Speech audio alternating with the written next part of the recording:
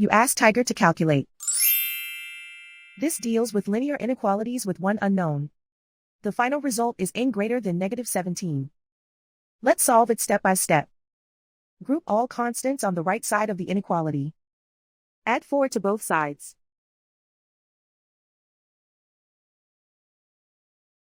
Simplify the arithmetic.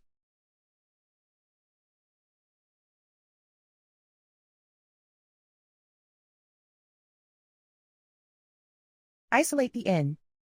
Divide both sides by -9. Whenever you multiply or divide by a negative, reverse the inequality sign.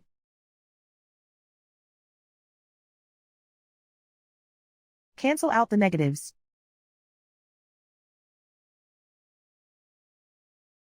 Simplify the fraction.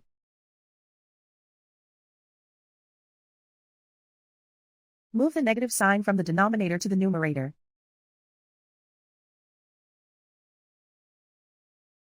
Find the greatest common factor of the numerator and denominator.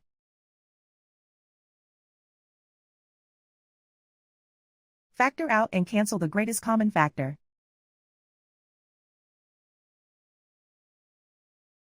Plot the solution on a coordinate grid.